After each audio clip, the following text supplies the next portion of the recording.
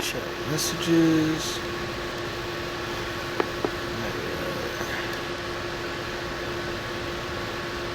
And we're waiting. See if we get anybody to show up. In the meantime, I'm gonna go ahead, as soon as the air compressor gets done purging, gonna start removing spark plugs here for this nice, lovely Cummins on this lovely Freightliner Cascadia. Got done doing the overhead a little bit ago. Had to do some waiting on some parts. Got the parts in for the valve cover gasket, and we were one spark plug shy of a 6 set. So we got the extra spark plugs in, and a couple other things. Got all that stuff put away.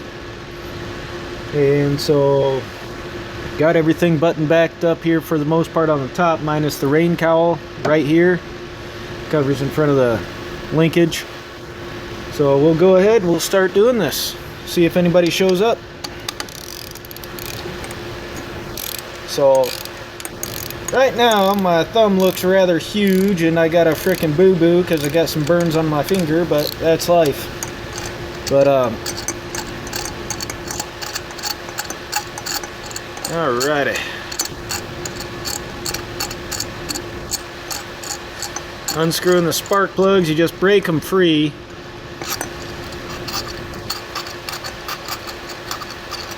And I'll show you what we use here. Alright, so there's a spark plug. This is just a regular 5/8 socket, 6 point. 12 point doesn't really work so good. You want to use 6 point, even if it's an impact socket, who cares? As long as it works, gets the job done. Because you want to use a regular socket because of that rubber boot that comes off there. And I'll probably show you going back in when we put the extension back in how that works out. So we got the rubber boot, 5/8 socket, and a whole lot of extension. And yes, you do want to use a 2-piece because with the rain cowl on, you can only get to the first 2 cylinders. The rain cowl off, you can only get to the first 3 cylinders before you gotta 2-piece it to get it in here. Otherwise, you're running into stuff. So 2-piecing it, that's how you gotta do it.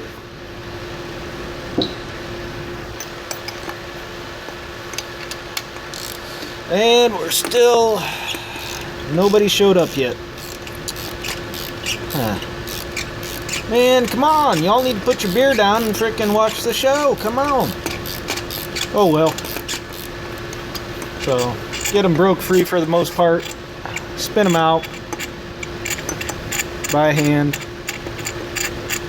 That's the other thing too, when you're doing the spark plugs, when you go to install them, you got to make sure your hands are good and clean. I've washed them a couple of times already, especially since I cleaned all these guys off with rubbing alcohol already, and I cleaned off my magnetic spark plug socket with rubbing alcohol as well. So we'll just set those right there. These other ones, these old ones, we're just setting them off back to the side. They're gonna get tossed in the trash. There we go. And that's what a $45 spark plug after oh, I don't know, I think 60,000 miles looks like. They were done back in June, I want to say. All right, 3. This is my lovely Snap-on FHX80A.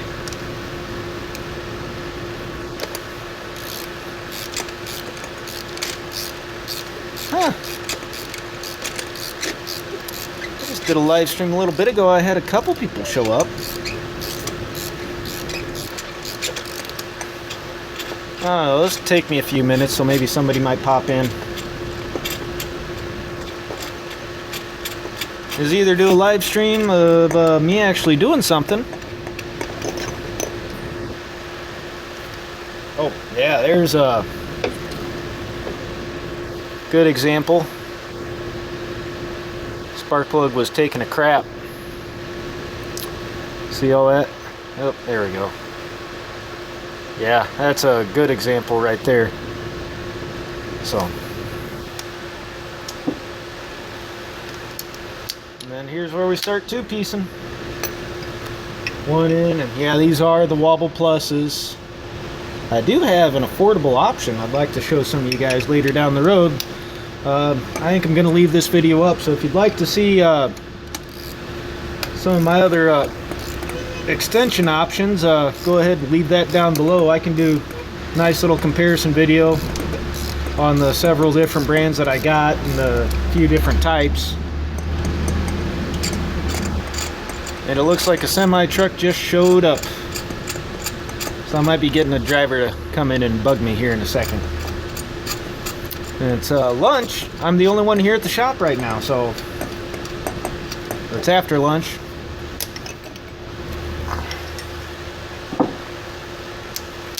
Everybody else is off for a long weekend. It's up to Brandon to do the rest. Got one guy doing a black powder rendezvous camp out up north, or northeast, about a good hour or so from here. He left yesterday, so the other guy's headed to Wisconsin. Another guy's running him and his old lady down to Kansas, and he's coming back for the weekend. I think probably Monday he'll go back down, pick up them. His two daughters and his wife. They're going down to visit her grandma's, I believe. I'm just staying around town. Might see how the creeks are running. Might see what the river's doing. Probably, if I do wind up doing that, post that on my outdoor channel. So, same name, Bearded CB82. There's just a space between the CB and the 82. So, one to go. Oh, yeah. Here's the one out of number 4. Number 4. Oh, you see a little bit of brown there. Number 4 had a bad extension. So that can cause spark plugs to foul out as well. As extension starts going funky, has a some good connectivity through the extension, which actually, hold on, I'll go grab one. All right, had to lean back. So this is the extension itself. This is the part that hooks. You put the boot in before you put it back down onto the spark plug. So you got quite a bit of extension there. Then hooks up into your coil. This actually just screws on. This is a whole separate piece. This is your actual ignition coil. This is no different than what you would have for an old school ignition coil, except it's unitized, basically one per cylinder instead of one per all cylinders, where it takes your 12 volts DC and then increases it to what do we average, about 15 kilovolts, depending on engine temp, strain, load, all that other stuff. Anywhere between 12 to 15 kilovolts per cylinder. Unlike the old singular ones that were oil filled on your older trucks, those were the ignition coils on those that looked more like a solenoid that were oil filled. Those would produce, depending on the vehicle, anywhere 40,000 to 80,000, but it was running pretty much, it would run up to your distributor cap, and then from there it would deliver voltage depending on your timing.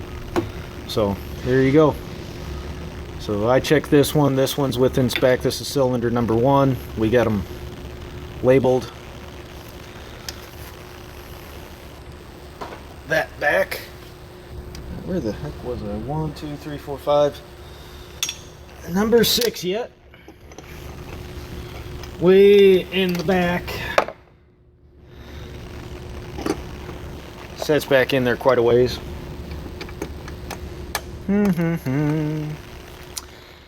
Nothing still. 10 minutes into it. Oh well. Didn't anybody want to see a Cummins engine with spark plugs? Come on, guys. I know, it's beer 30. Everybody's either off fishing, drinking beer, or just drinking beer. So, except for Bearded Yakin, I think he might still be at work yet. But I'm pretty sure as soon as he gets off, it might be beer, but there's a good chance it might be some of that honey wild turkey he was having in his last video. So, go check out Bearded Yakin. Tell him I sent you. He's going to be doing a giveaway as soon as he hits 100, and I think right now he's sitting around 40 some odd, 50 subscribers. I forget right off the top of my head, but maybe 60, 63 maybe, somewhere around there. So yeah, as soon as he gets to 100, he's going to be doing a giveaway, and so he wants to be able to go ahead and do live streams. Here we had another one. Oh, this lighting sucks. It's a little off colored. Oh no. Let's see if I can show this here a little better. Guard some of that light. No. I think the white balance is off on the camera. Oh well. But yeah, it's got a little bit of orange ring around it too, starting to develop. So it was time. Typically we get about 75,000 miles on a set of spark plugs. Either way, we change them at that interval anyways, as close as we can. Usually do the overhead at 150, but we didn't have too much going on today, or every 150,000 miles. And the overhead was done last time it was in a shop. Yeah, I think I would have been the one to do it here if it was in June. I'm pretty sure it was. So just a few months, you know, get 75,000 miles, but the valve cover gasket was leaking, so I had to take all this stuff off and everything else off back here anyways. So just run the overhead, get it done and over with deal, then we don't have to worry about it later on. So it can go another set. So there you go, just regular 6-point for removal, unless the that rubber boot that was coming off on the end of the spark plugs, if that comes off in the extension, odds are you probably got more problems too. That extension's most likely bad altogether. So if it cooks off inside of there, usually they'll pry out. Sometimes they test fine, but other times, for the most part, they'll typically stay on that spark plug. So it's always something to keep in mind. Then you might have to use a regular spark plug socket, either the magnetic one or just a regular foam one. Doesn't matter for pulling them out, but for installing, that's where you want to use the magnetic spark plug socket. And with the magnetic spark plug socket, after you get done cleaning off your spark plugs with rubbing alcohol, the ceramic, everything, that's per Cummins, that's where you go and you clean out your magnetic spark plug socket too. All has to be clean. First couple times because every tool you buy from Snap-on has an oil base coating around it. You clean them off with brake clean really good, blow them out with compressed air, get them really clean. And even then I'll still take a rag that was used with the rubbing alcohol on it to clean these guys off, to clean this guy out. But after a couple times you get it pretty clean where you don't have to worry about it, and then if that's all you use it for is pretty much for the install side, you don't have to worry about it. I've got one of the old Craftsman or heck, I forget which one it is, for removing the ones that come off without the boots. So anyways, we stick the magnetic spark plug socket on, stick that in, grab our first spark plug we get, grab by the protector sheath here, install the usual yada yada yada, no different than any other spark plug except it's way the hell down there. Get her in by hand tight, and then you torque it. Torque spec is 28 foot-pounds, and I still don't have any viewers, no comments. Man.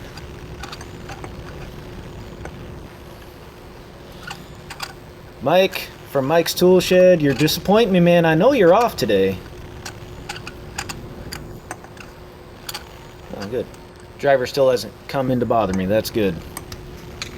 Alright, so I'm going to readjust my torque value here. I had a couple pounds for deflection and torque loss for using the extensions. So I just do it because that, you know, plausible 10%, and you get a feel for these after you've done several hundred. I mean, thousands of spark plugs in the past couple years is what I've looked at. So anyways, we got our torque wrench ready.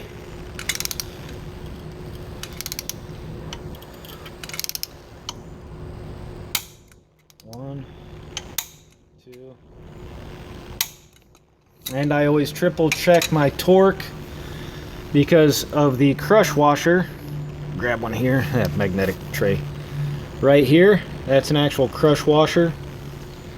And you do want to get that down tight, so I always triple check torque. There's no questions about it on this guy. It's not worth the spark plug coming loose and fouling up or screwing up everything else, like the extension itself. You know, the spark plugs themselves ain't cheap. The nothing on this truck's cheap, I'll just put it that way. I mean, other than maybe a hose clamp, but outside of that, yeah. You know, these things are pretty spendy to run. You don't have any of the extra emissions crap, like no DEF, nothing like that. Oh, hey, I got a viewer. Hey, who showed up? Dan? Heath? Who do I got here? I can't see who's on.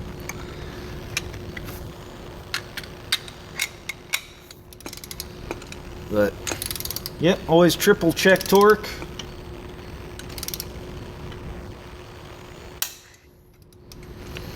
Huh. Well, I got one viewer. No comment. Huh. Well, feel free to comment. I'll be able to read them, I just can't see who's on right now. What's up? Jean-Michael Pilario. Hey, what's up, man? Where are you from, John?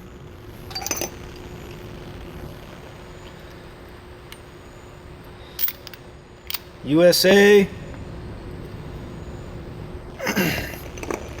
Mexico, Philippines, Brazil. Last name like that's kind of particular. Guam, residing in Las Vegas. Well, that would explain a lot. Sweet. Pretty sure the weather in Vegas right now is pretty warm and dry.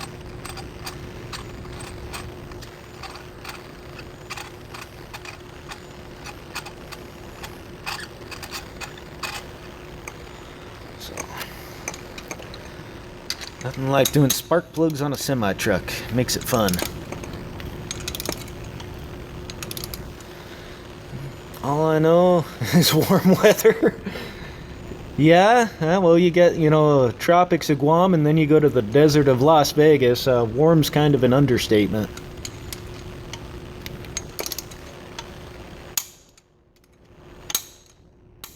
There we go.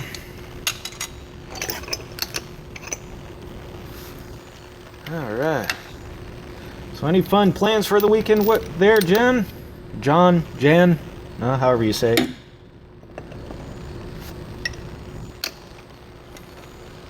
Mr. Pilario. Partying it up on the Vegas Strip. Sitting back, relax, margaritas, beer. Working on stuff.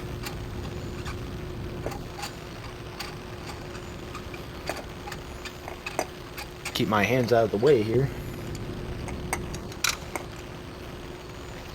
That out of the way. Don't need that no more.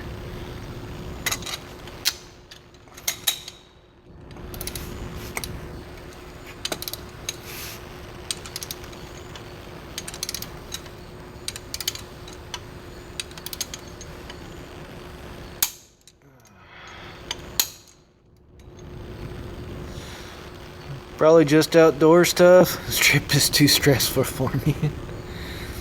Yeah, I hear there's... Well, you got red rocks out there. I mean, so as far as that goes, I heard that's, you know, pretty nice because in the afternoons it's in the prevailing shade. A lot of rock climbers and hikers around there. And it doesn't take too long to get up to the hills either, you know. Between you and Reno, there's quite a bit of mountain, so outdoors will always be good for hiking out that direction. Just watch out for the snakes.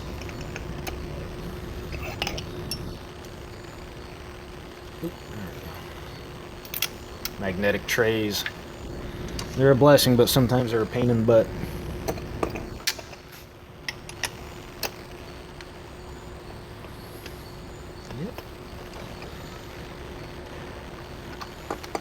It's been a long time since I've been out that direction. Like when I was going from Monterey to San Angelo, Texas, getting stationed from Monterey out to there. So it's a high and dry area. And Reno's a lot different. Yeah, more mountains, I think, closer by is probably the thing.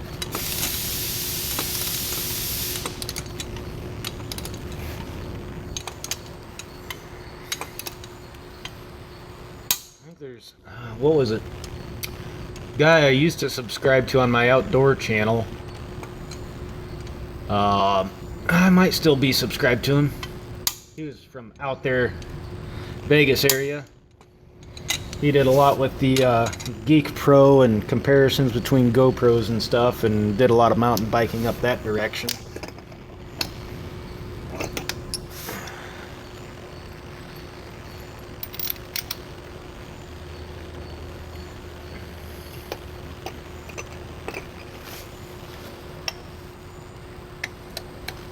I gotta reach way the heck back there. It's about shoulder length in. So, because yeah, here's right where that guy is, and that's, you know, good arm's length in. So sweet. I got one viewer. Did a live stream earlier. I did. Was waiting on my parts, so I got 2 viewers in, but oh well. Thanks for showing up. I appreciate it.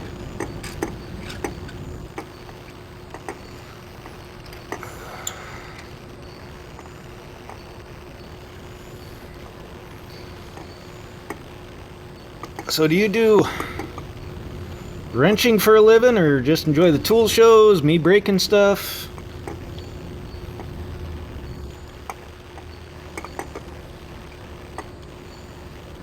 And he's gone. Oh well. Back to it. Get this one tightened up. Oh, there it is.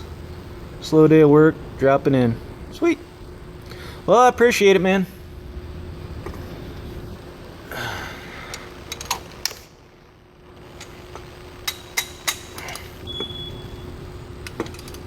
Yeah, maybe I'll get a response later. Oh yeah, for anybody else that watches this, because it's probably been a boring 23 minutes. I'll just leave this video up. I don't care. Let me know what you like to do about the channel. Like the channel. It's the pink snap-on box. Yeah, I still got pink snap-on box. Right. Let's see if I can get her down there. Right there. My welding hood. All the crap on top of it. So, nice and pink. Ah, and that hurt. Oh, that really fucking hurt. Alright. I'll get this back lined up here. Knee slipped. I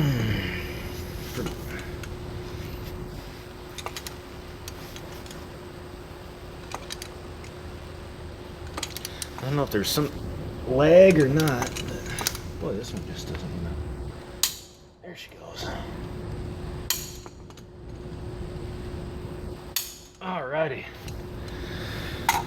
There we go. It's the install. And before I go, I'll go ahead and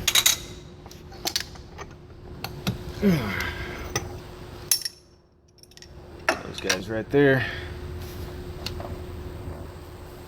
Grab extension here. So this is our boot. This comes as part of the kit for the spark plugs. Might as well make it educational. Not too much going on. Comes in this little yellow connector. Comes pre-sprayed with some dielectric, or yeah, just clear dielectric grease. A little bit around right there too is how it comes. And fat end goes to the outside, which the lube, which we ran into a lot of issues with these early on before Cummins started doing this, and started putting this on the extensions as well. They were just coming apart and shelling out. So they had a big recall, so we replaced a lot of these extensions. Kept some good ones back for spares. But just pop her right in. Take your extension. Slide her, see if I can adjust this here. Slide her right down into the hole. Make sure that your holes are lined up with your notch. Like this one's got a notch right here because that's where the harness comes in. Press her down. And you're off to the races. Just got 5 more to go. Hook the harness back up. Put the rain cowl back on. Yeah, this was my numbering for what cylinder I'm on while I'm doing the overhead. And it's a good way to figure out if I've done it before, because when that goes back on, you'll still see the writing. So, but there we have it, guys. A long ass introduction to changing spark plugs. I know, it was so exciting. But anyways, guys, y'all take care. So have a good weekend. Have a safe weekend.